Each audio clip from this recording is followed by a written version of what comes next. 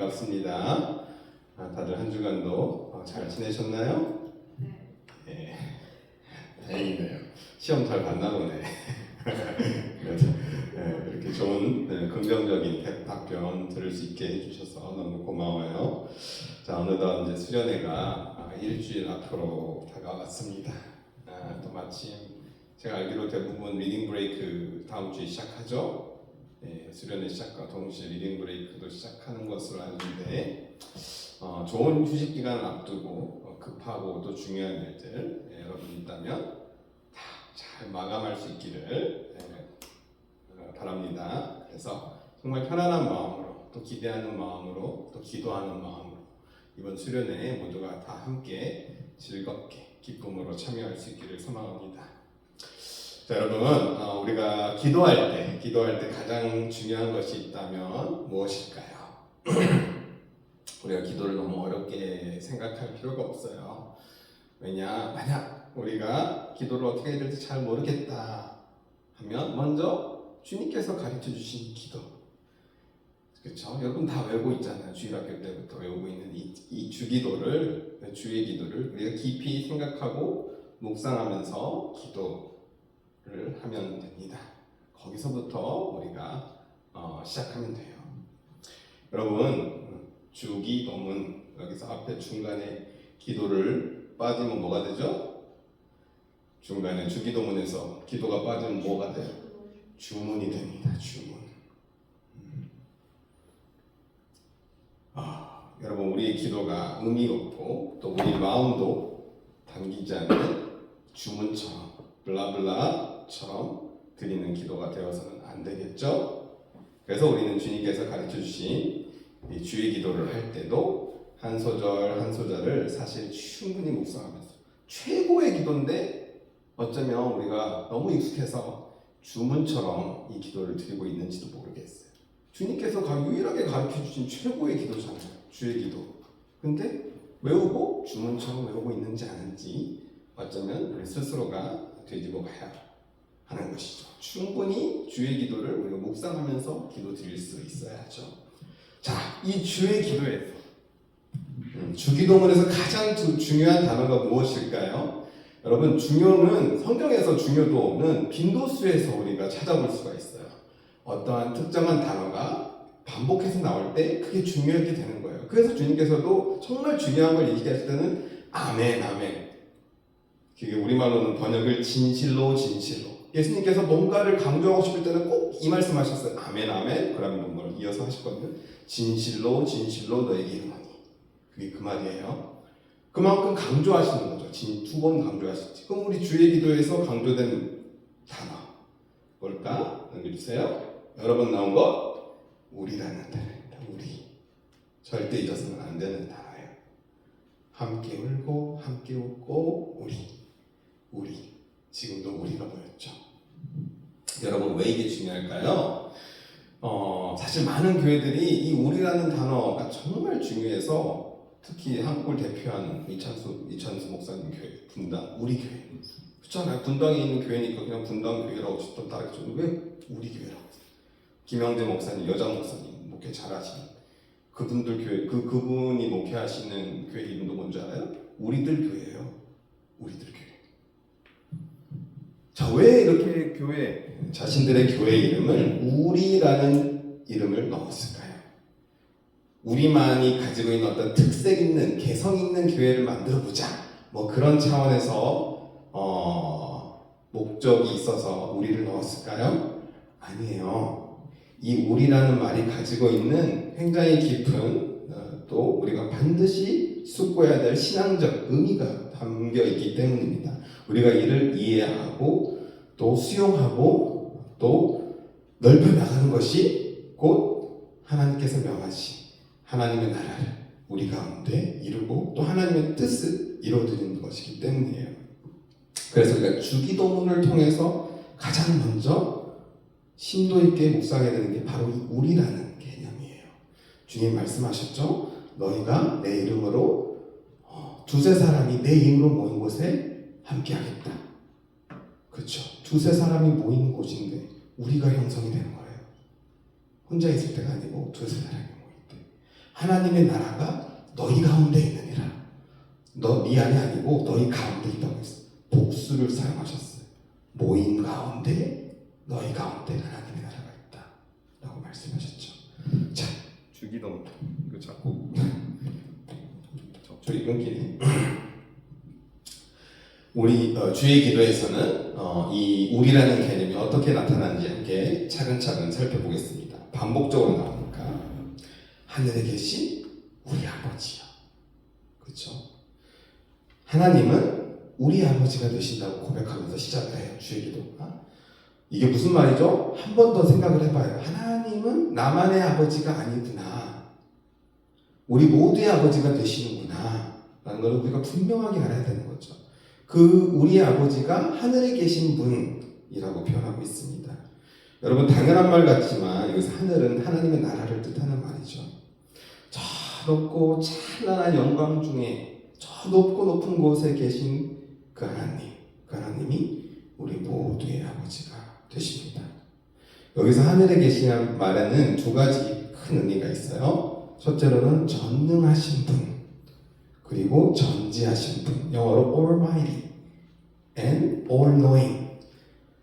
우리 아버지는 Almighty and All-Knowing, 전지전능하신 분이에요. 이런 믿음의 고백이 하늘에 계신이라는 표현에 다 들어있는 것이죠. 자, 그분이 우리 아버지가 되신대요. 예수님, 독생자 예수 그리스도, 우리 주님 되시는 예수님의 아버지가 되실 뿐만 아니라 우리 모두의 아버지가 되신대요. 그것을 주기도문을 통해서 주의 기도를 시작하는과 동시에 우리에게 고백하라 라고 가르쳐 주시는 것입니다. 하늘에 계신 전지전능하신 그분이 우리 아버지가 되십니다. 이 엄청난 고백이에요. 이 첫 소절 자체가. 여러분 전지전능하신, 조금만 생각해 보세요. 그분이 우리 아버지가 되신다. 자, 이 아버지란 표현은 여러분 일반적으로는 가족 관계에 있어서 우리가 사용하는 표현이죠. 친밀함의 표시예요. 하나님에 대한 인식이 유대인들 사이에서는 있었어요. 예수님 이전에도 아시죠? 우리가 고백하는 하나님이 똑같이 유대인들이 고백하는 하나님이에요. 근데 그 하나님에 대해서 친밀하게 표현하셨어요. 예수님이 처음으로 아빠. 예수님 이전에는 감히 이렇게 표현하는 사람이 없어요. 유대인들은 하나님에 대해서 그렇게 감히 하나님의 이름을 말할 수가 없어서 아도나이, 그 야훼라는 그 발음 자체를 못해서 바꿔서 주님 아도나이라고 불렀어요. 그만큼 하나님은 유대인들에게 있어서는 감히 범접할 수 없는 그런 존재로만 인식이 됐거든요. 예수님이 그 개념을 깨트려 주신 거예요. 아니야, 우리 하나님은 아빠야. 너희들이 친밀하게 언제든지 다가갈 수 있는 아빠라. 아버지.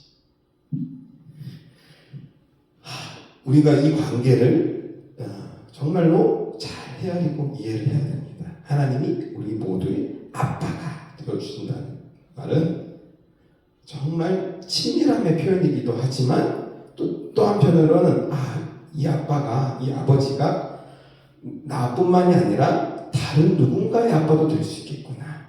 다른 누군가도 하나님을 아빠라고, 아버지라고 부를 자격이 있다. 그 가능성을 우리가 항상 먼저 인식하고 있어야 하고 있는 거죠. 여러분, 거기서부터 우리의 믿음이 정립이 되어야 돼요. 하나님은 나의 아버지가 되시지만 또 한편으로 내 부모, 우리 육신의 부모님의 아버지가 될 수도 있고, 내 형제 자매들의 아버지가 될 수도 있고, 내 자녀들의 아버지가 될 수도 있고, 더불어서 우리와 함께 더불어 사는 이웃들, 교회에서 만나는 많은 형제 자매들, 수많은 형제 자매들의 아버지가 되시고, 심지어 잘 모르는 우리 다 더불어 살잖아요. 외국인들, 이 땅에서 오래전부터 거주했던 원주민들, 그 사람들의 아버지도 되시고, 어쩌면 우리가 원수처럼 생각해서 정말 상종도 하기 싫은 저 원수 같은 사람의 아버지도 될 수 있다 라는 인식을 우리가 늘 가지고 있어야 되는 거예요. 잊지 마시기 바랍니다. 자, 그럼 우리 모두의 하나님께 우리가 주기도문을 통해서 동일하게 우리를 써서 강구하는 것이 한 가지가 또 등장합니다. 오늘날 우리에게 일용할 양식을 주시옵고 주기도문에 있죠. 그럼 참 단순해요. 먹을 양식을 구하는 기도예요. 여러분 이 표현을 가지고 많은 분들이 일용할 양식, 하나님의 말씀의 양식을 달라 이렇게 해석들도 많이 하는데 틀린 말은 아니에요. 옳은 표현입니다. 하지만 주님께서 이 기도를 가르쳐 주신 데는 저는 더 본질적으로는 그냥 단순하게 생각하면 된다고 생각해요. 우리가 먹을 양식 구하잖아요. 매일 오늘 방금도 밥 먹었잖아요. 사람은 밥을 먹지 않으면 죽는 존재예요. 근데 그 양식을 구할 때 나만을 위한 양식을 구하지 말고 뭐라고 말씀해요? 우리 모두를 위한 양식을 구하라 라고 말씀해 주시는 것입니다. 주님께서 가르쳐 주신 하나님의 나라, 그 나라는 나 혼자 잘 먹고 잘 사는 나라가 아니라는 것을 주의 기도를 통해서 가르쳐 주시는 거예요. 우리 모두가 함께 더불어서 적어도 굶지 않을 수 있는 나라, 먹고 살 수 있는 나라가 바로 하나님의 나라인 것입니다. 여러분 지나가다가 가난한 사람들 만나잖아요. 외면하지 마세요. 특히 여러분 주머니에 동전이라도 있으면 구걸하면 그냥 넣어주세요. 제가 최근에 경험했던 것 중에 정말 후회하는 게 있어요. KFC에서 그냥 간단하게 저도 그냥 먹고 점심 나오는데 어떤 사람이 날 붙들더니 I'm so hungry. Can you buy me some food? 그러더라고. 근데 난 바쁘다는 핑계대고 그냥 지나쳤거든요. 계속 그 사람 얼굴이 맴돌아요. 돈 달라고 한 것도 아니고 밥을 사달라고 한 건데 내가 왜 외면했을까? 너무 후회가 돼요. 기회 되면 먹을 걸 구하는 건데 그냥 먹을 걸 구한 건데 너무 마음이 아파요. 여러분 우리가 사실 잘 인식하지 못해서 그렇지 세상 모든 사람들이 다 하나님의 자녀들이에요. 여러분 그 차이가 있다면 하나님을 정말 아버지로 아빠로 인식하고 인정하고 사는 사람들이 있는가 하면 그렇지 못한 사람들이 있는 것, 그 차이뿐이에요. 여러분 그래서 누가복음 3장에 보면 족보가 거꾸로 거슬러 올라가거든요. 아담까지. 근데 아담에서 끝나지 않아요. 첫사람 아담에 대해서 뭐라고 표현하는지 영어로 읽어볼게요. The son of Adam, the son of Seth, the son of Adam, 아담이 the son of God. 최초의 사람이 하나님의 아들이 돼요. 여러분 이게 무엇을 뜻하죠? 여러분 최초의 사람이 하나님의 아들이란 말은 결국은 뭐예요? 세상 모든 사람들이 결국 하나님의 자손들이라는 말이에요. 하나님의 자녀들이다. 그러니 우리가 다 같이 먹고 살아야 할 적어도 권리가 하나님 눈에는 보이는 것이죠. 그것을 주님께서 주의 기도를 통해서 알려주시는 것입니다. 여러분 우리도 그렇잖아요. 아무리 미운 자식이라도 내 집에 있는 미운 새끼라도 밥은 주잖아요. 그렇죠? 제대로 된 부모라면 정말 받고 싶어도 밥은 주잖아요. 밥 못 얻어 먹은 적 있어? 준비야? 여러분 그게 부모의 마음이에요.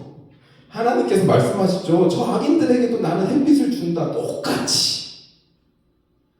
이 땅에 사실 정말 악한 사람들 다 살잖아요. 근데 하나님께서 주신 기본적으로 우리가 살 수 있게끔 하는 그 공기 악인들한테도 다 주시잖아요.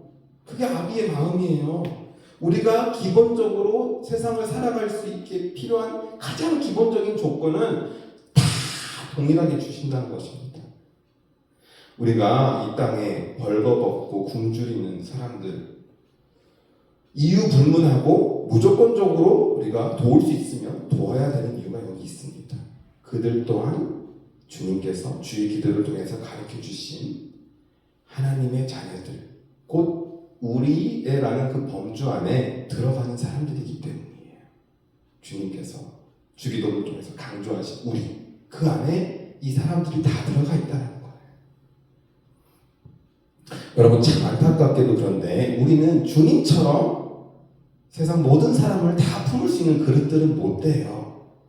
주님은 저 높고 높은 곳에서 이 땅에 내려오신 분이기 때문에 모든 사람을 다 보시고 세상을 다 품으실 수 있는 그릇이 되시는 분이지만 우리는 그렇지가 못하죠. 솔직히 말하면 내 앞가림도 잘 못하는데 여러분 누가 우리를 더 뭐 주변 사람들 돌보고 막 그러겠습니까? 그러니까 우리가 주님께서 말씀하신 이 우리라는 범주를 제대로 이해하고 확장해 나가고 수용하는데 다시 말해 우리의 지경을 넓히는 거예요. 이것도 그러려면 단계가 필요해요. 우리가 감당할 수 있는 그 범주에서부터 시작해야 된다는 것입니다. 여러분 가장 먼저 시작해야 되는 건 결국 나 자신이에요.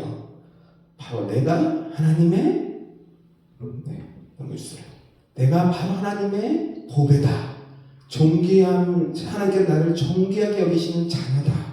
여러분 그 의식에서부터 우리가 시작해야 돼. 나를 붙드시는 분이 나를 보배롭고 존귀하게 여기신다. 그 전지전능하신 하나님이 나의 아빠가 되어주시고 나는 하나님의 사랑받는 자녀이다. 존귀한 보배로운 treasured children, child. 여러분 이처럼 먼저 나와 하나님과의 관계가 분명하게 정립되어지고 믿어지고 내가 더 이상 내 안에만 갇혀있지 않게 되어야 그래야 우리가 하나님께서 명하신 주변 이웃들에게 다가갈 수 있게 되는 것입니다. 우리의 마음을 확장시켜 나갈 수 있게 되는 거예요.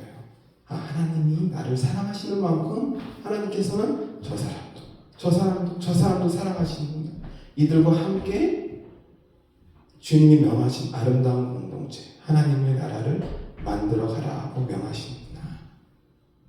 그렇게 해야 우리라는 범주가 넓혀질 수 있는 것이에요. 여러분 내가 먼저 예수 그리스도 안에서 이 자유함을 얻어내야 됩니다.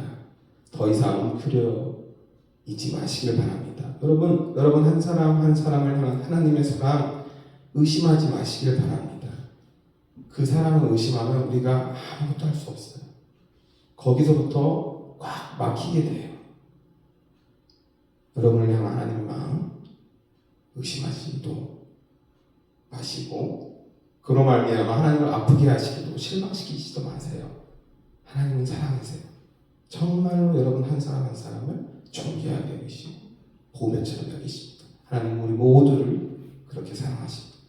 자, 우리를 향한 그 하나님의 사랑, 나를 향한 하나님의 사랑이 정립이 되었다면 이제 하나님께서 우리에게 주신 이웃들을 향해서 나아갈 수 있게 됩니다. 하나님이 세우신 최초의 제도는요 가정이에요. 우리라는 개념을 가정에서부터 우리가 발현할 수 있어야 됩니다. 확장해 나갈 수 있어야 됩니다. 어떻게 하셨죠? 아담이 혼자 있는 것이 보기 좋지 않아서 하나님께서 아담의 갈비뼈를 취해서 여자를 만드셨고 가정을 이루어주셨어요. 가정이란 제도를 하나님이 직접 만드신 거예요. 하나님이 세우신 최초의 사회적 제도가 가정이에요. 그러니 우리는 먼저 우리 가정에서부터 하나님을 함께 아버지로 고백하는 그 공동체, 교회를 세워나갈 수 있도록 노력해야 합니다. 여러분 제가 한번 여러분에게 말씀드린 적 있는 것 같아요. 이게 히브리어로 임마누엘이에요. 임마누엘. 다 아시죠? 하나님이 우리와 함께 하신다. God with us. 그 표현이에요. 정말 교회에서 많이 듣는, 특히 크리스마스 시즌에 많이 듣는 표현이잖아요. 여기서 엘은 신, 하나님을 뜻하고 임마누가 우리와 함께 라는 말이에요. 그런데 나와 함께라는 말은 히브리어로 임미예요. 임미. 그러니까 하나님이 나와 함께 하시다는 표현은 임미엘이 되겠죠. 여러분 근데 교회에서 임미엘이라는 표현 들어본 적 있으세요? 아마 우리 장로님도 처음 들어보실 수도 있을 것 같은데 전혀 들어본 적 없으실 거예요. 성경에도 기록되어 있지 않아요. 당연히 하나님은 나와 함께 하시는 분이기도 합니다. 하지만 하나님의 강조점은 절대 나 한 사람에게 있지 않다라는 것을 알려주시는 것입니다. 하나님은 항상 우리 모두를 염두하고 일하시는 분이세요. 그래서 임마누엘의 하나님이신 것입니다. 우리 모두와 함께 하시는 분. 성령께서 일하시는 것도요, 하나님과 성도 사이에서 일하시는 거고요. 성도와 성도들 사이에서 일하시는 것입니다. 하나님은 관계 안에서 일하시는 분이에요. 우리의 관계를 형성해주는 모임이 그토록 중요한 것입니다.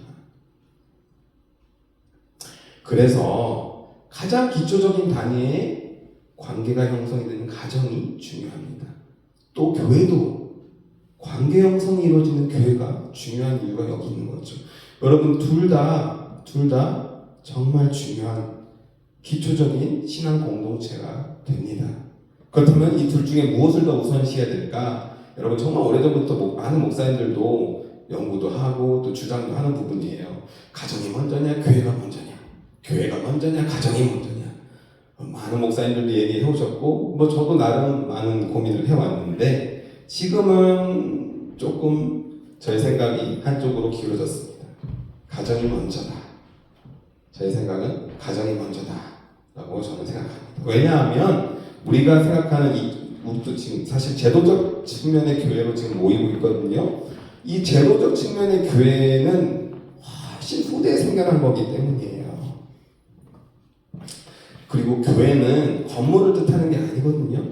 교회라는 말, 에클레시아는 모임을 뜻하는 말이에요. 모임. 그러니까 모임의 특성상 어떤 이 안에 교회 안에 존재하는 어떤 직분의 관계 아니면 체계 이런 것들은 훨씬 후대에 생겨난 거지. 그게 본질적인 건 아니라는 거죠. 자, 하나님을 아버지로 고백하고 또 예수 그리스도를 주님으로 고백하는 사람들이 함께 모여서 예배하는 공동체. 그게 핵심입니다. 그게 교회예요. 그래서 우리는 하나님께서 최초로 허락하신 제도인 가정 안에서 먼저 주님이 기뻐하시는 교회를 이룰 수 있도록 노력해야 되는 거죠. 거기서부터 하나님께서 이루시기 원하는 하나님의 나라, 아버지를 예배하는 교회 공동체가 시작되는 것이 정말 좋다는 것입니다. 여러분 그래서 그런지 사실 초대교회, 가장 최초로 세워졌던 초대교회는 대부분 가정교회 형태였습니다. 이를 오이코스라고 해요. 오이코스란 말 자체가 집, 가족이라는 말이에요. 그 당시는 그래서 많이 모여야 한 지역에 있는 그리스도인들 한 50여 명이 모여서 함께 예배드립니다. 많이 모이면. 가장 큰 교회가 그 정도 규모였어요. 영구 자유의회 초대교회 당시. 지금도요, 선교지에서 이제 막 모임을 시작하는 대부분의 교회들은 다 가정에서 시작합니다. 가정교회. 처음부터 이렇게 번듯한 교회를 세워 시작하는 게 아니고, 우리 교회 참 선교 많이 하는데, 선교사님들이 세우는 대부분의 교회는 가정교회 형태로 시작을 해요. 가정에서 모이다가 많이 모이기 시작하니까, 우리도 건물이 좀 필요하다. 건물을 짓자. 해서 건물을 짓기 시작하는 거예요. 순서가 그래요. 오늘날처럼 이렇게 믿는 성도들이 여기저기 참 많아서 제도적인 형태로 교회가 모이는 것은 말씀드렸죠. 훨씬 후대의 일입니다. 그래서 우리가 정말 성경에 기록된 대로 초대교회의 정신을 본받으려면 주님께서 기뻐하시는 그러한 교회를 이루려면 먼저 우리 가정이 살아날 수 있도록 노력해야 하는 것이죠. 하나님 아버지가 먼저 우리 가정 안에서 함께 고백하는, 예배하는 그런 분이 되어야 된다는 것이죠. 우리 가정 안에서 먼저 교회가 이루어져야 됩니다. 여러분 이게 정말 우리에게 끊이지 않는 기도가 돼야 돼요. 주님, 만약에 우리 가정이 주님 모시기에 아직 교회 형태는 아닌 것 같다 라는 생각이 들면 주님 먼저 하나님의 나라가 임마누엘의 주님이 우리 가정이 주인이 되어주세요. 우리 가정이 주님을 예배하는 작은 교회가 되게 해주세요. 여러분 이 기도 꼭 하셔야 됩니다. 이 기도. 자, 그 다음 순으로가 이제 우리라는 범주 안에 들어와 있는 사람들이 바로 주님께서 허락하신 형제 자매들을 만나는 모임. 바로 우리가 지금 만난 이런 제도적 교회 안에서 만나는, 우리는 더 축소시켜서 생각해 볼게요. MKUC 청년부라는 모임을 통해서 만난 형제 자매들. 우리가 세밀하게 돌보는 것이 중요합니다. 여러분 이때 우리가 꼭 기도해야 될 또 기도가 있어요. 주의 기도 어떻게 나오죠? 우리가 우리에게 죄 지은 자를 사하여 줄 것 같이 우리의 죄를 사하여 주시옵고. 여러분 우리가 서로를 용서하고 또 화목하게 지내는 그런 교회 모임을 만들어가는 것이 하나님 나라의 운동에 우리가 적극적으로 참여하는 것입니다. 우리라는 주님께서 명하신 그 우리라는 범주를 넓혀가는 거예요. 여러분 만약 형제자매가 화목한 것이 하나님 나라를 이루는 일에 필수적인 요소라면 그 반대 상황은 어떤 거예요? 쉽게 생각해 볼 수 있잖아요. 반목하는 겁니다. 서로 갈라서는 겁니다. 사단이 헬라어로 뭔 줄 아시죠? 디아블로스. 디아가 뭐뭐 사이고 블로는 던지다예요. 사단이 하는 일은 우리 사이사이에다 뭔가를 자꾸 투척해서 우리를 갈라놓는 일을 해요. 누군가가 나와 좋았던 어떤 관계가 있다고 쳐보세요. 근데 어떤 계기가 있어가지고 누군가가 사이가 나빠졌어. 껄끄러워졌어. 그러면 우리 한번 질문해봐요. 혹시 사단이 여기에 개입했나? 사단이 역사했나? 우리는 반드시 질문해봐야 됩니다. 좋았던 관계였는데 갑자기 어떤 계기가 있어가지고 관계가 틀어졌다면 사단이 역사했나? 한번 질문해봐야 됩니다. 사단은요 집요하게 이 일을 지금도 하고 있어요. 우리 믿는 성도들 사이사이 성령께서도 우리 사이사이 일하시지만 성령께서는 우리 사이를 화목하게끔 하시지만 사단은 뭐한다? 갈라놓는 일을 한다. 여러분 근데 놀랍게도 성경에서 이러한 부분들을 정말 태초부터 자세하게 조명해 주고 있어요. 우리가 말씀 통해서 잘 배우라. 아담의 세 아들들이 있었죠. 가인, 아벨, 셋. 근데 가인과 아벨 처음 두 아들이 반목합니다. 형이 동생을 죽여요. 나중에 노아에게도 세 아들이 있었죠. 함, 셈, 야벨. 함이 물론 잘못했지만 세 아들이 전혀 다른 형태를 보이죠. 아브라함이 조카를 데리고 같이 함께 살다가 둘 다 커지니까 반목해요. 조카랑 헤어집니다. 아브라함의 두 아들들 서자 이스마엘, 그 다음에 적자 이삭. 이스마엘 내쫓잖아요. 어쩔 수 없이 반목하니까. 심지어 같은 배에서 나온 야곱, 에서 같은 배에서 나온 쌍둥이인데도 태어날 때부터 싸우잖아요. 왜 계속 이런 걸 조명해 주죠? 말씀에서 형들에게 배신당했던 요셉, 그쪽 그 훗날 야곱의 12아들들이 다 각 지파를 이루는데 사사시대 말에는 11지파가 한 지파를 거의 멸족시킵니다. 베냐민 지파. 이건 이제 그냥 개개인의 싸움이 아니라 지파 간의 싸움이 있는 거죠.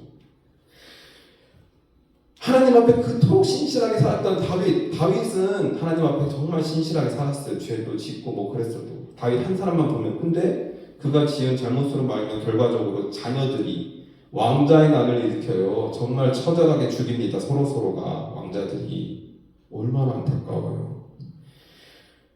여러분 예수님의 제자들, 예수님과 동행하면서 그렇게 3년 동안 따라다니는데도 하나님 나라에서는 누가 크냐 하면서 서로 반목하고 싸워요. 예수님 옆에 계신데도. 여러분 형제들, 자매들과 다투고 반목하는 이 현상 우리가 반드시 주목해야 돼요. 또 경계해야 돼요. 그리고 만약 발생한다면 철저하게 이걸 잘 해결할 수 있도록 노력해야 되는 거죠.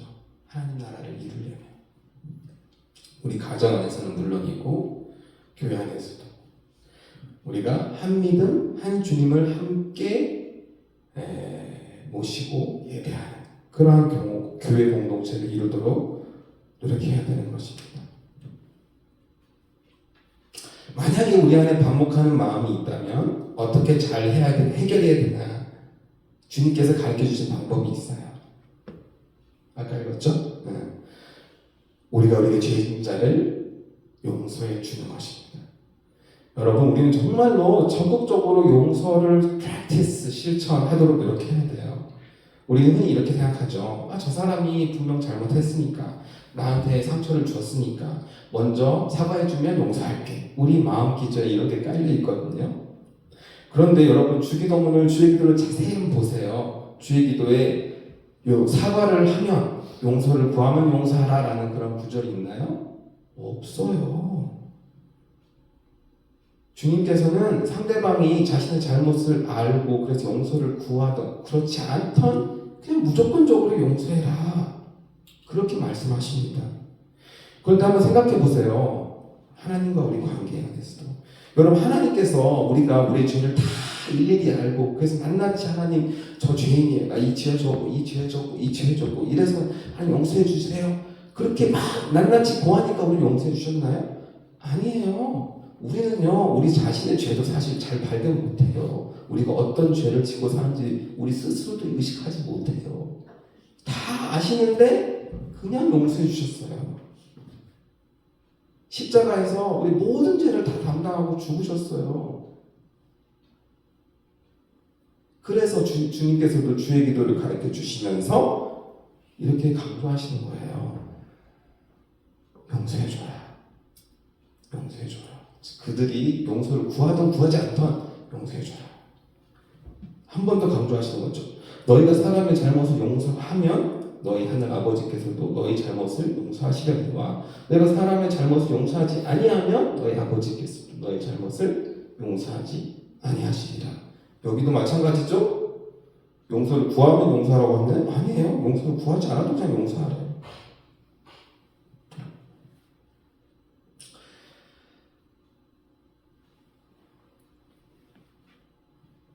자, 우리가 어떻게 무엇을 용서해야 될까요? 여기서 말하는 죄, 잘못, 그것을 무엇을 의미할까요? 구체적으로 여기서 죄, 잘못이라는 표현은 빚이라는 의미 있습니다. 이 빚, 누군가가 너에게 빚을 졌다면 그 빚을 탕감해 주라, 용서하란 말이 그런 의미가 있어요. 실제로 금전적인 빚일 수도 있어요. 누군가가 여러분에게 돈을 꿔갔는데 안 갚았으면, 안 갚고 그냥 잊어먹고 살고 있으면 굳이 물론 받아낼 수 있으면 받아낼 수도 있겠지만 안 갚아도 용서해줘라, 탕감해줘라, 그런 의미일 수도 있는데 나에게 뭔가 말과 행동으로 상처를 줬던 빚, 혹은 뭔가 제대로 소통하지 않고 오해하고 비난한 그런 헐뜯었던 그런 상황들, 빚입니다. 나와 생각이 다르다는 이유로 무시하고 외면했던 상황들, 빚이죠. 또 나의 자존심과 생각을 굽히지 못해서 거리를 두고 반목했던 그런 상황들, 우리가 그런 모든 빚들을 다 청산하고 용서해 줄 수 있어야 한다는 것입니다. 그렇게 서로서로를 용서하고 수용해 줘야 한다는 거죠. 그래야 하나님께서도 우리의 모든 빚을 청산해 주시고 탕감해 주시고 기꺼이 다 용서해 주실 것이다 라고 말씀해 주시는 것이죠. 여러분, 주님께서 시작하신 하나님 나라 운동, 주님을 주로 고백하고 하나님을 아버지로 모시고 예배하는 이 운동은 정말 몇 안 되는 작은 숫자의 제자들로부터 시작이 되었어요. 그들 중에도 사실 핵심 인물을 손꼽으라고 하면 손꼽을 수 있어요. 예수님 12제자, 직계제자 두시고 파송하셨지만 여러분 기억나는 제자 이름 많지 않잖아요. 왠 줄 아세요? 성경에 그렇게 많이 기록되어 있지 않거든. 정말로 많은 일을 행한 베드로, 요한, 또 안드레, 저도 사실 다 기억 못해요. 왜? 이를 배신한 놈 생각나네. 유다. 근데 그렇게 많이 기억 못해. 왜? 많이 했다는 기록이 없어. 그냥 직계 제자인데도 불구하고. 그런데 오늘날에 이어서 그 적은 숫자부터 시작된 그 하나님 나라 운동이 지금 어떻게 됐어요? 땅끝까지 이르도록 확장이 됐잖아요. 어떻게 확장되었을까요? 주께서 가르쳐 주신 이 주의 기도의 정신, 우리라는 경계선이 점점 넓혀졌던 것입니다. 어마어마하게 넓혀졌던 거죠. 그리고 이 놀라운 하나님 나라 운동에 저와 여러분들도 지금 초대를 받은 거예요. 함께 하늘에 계신 전지전능하신 아버지를 예배하는 교회 공동체를 이루고 또 하나님 나라를 더 확장해 나가도록 우리 모두가 함께 주님의 제자들로 부름을 받은 것입니다. 이를 위해서 우리가 단계적으로 해야 될 것이 무엇이라고요? 먼저 나와 하나님과의 관계를 정립하고 분명하게 정립해야 됩니다. 그리고 우리 가정 안에서, 그리고 우리 작은 교회 모임 가운데서 온전히 주님의 몸된 교회를 이루는 것입니다. 서로가 크고 작은 빚들이 있다면 기꺼이 탕감해 주는 것입니다. 그리고 반복하지 않고 화목하기에 늘 힘쓰는 것입니다. 여러분, 우리가 힘있게 모일 수 있어야, 아름답게 모일 수 있어야, 한마음 한뜻으로 모일 수 있어야 우리가 나를 넘어서, 우리 가정을 넘어서, 우리 교회를 넘어서 정말로 세상으로 리치아웃 할 수 있는 것입니다. 우리가 우리라는 경계를 자꾸 확장해 나갈 수 있어야 정말 한마음 한뜻으로 함께 하늘 아버지를 모시고 예배하는 그런 화목한 교회 공동체를 이뤄나가야 하는 것이죠. 서로의 허물들은 잘 가려주고 덮어주고 용서해주면서 수긍해주면서 그런 아름다운 교회를 세워나가야 합니다. 그런 주님의 몸된 교회, 아름다운 교회가 먼저 우리 안에 특별히 비록 적은 무리지만 우리 청년부 안에서 시작되기를 간절히 소망합니다. 여러분, 정말 우리가 주님 뜻대로 우리가 서로를 용서하고 용납해주고 사랑하기에 힘쓴다면 하나님께서 우리 안에서 그 지경을, 범주를 조금씩 차츰차츰 넓혀 주실 것입니다. 우리를 통해서 하나님 나라를 분명히 확장시켜 주실 것입니다. 이 시간 그 전지전능하신 하나님, 우리 아버지, 그분께서 행하실 것을 기대하면서 주님, 우리를 사용하여 주시옵소서. 정말 기도하는 마음으로 우리 함께 이 찬양 함께 부르시고 잠시 함께 기도하겠습니다.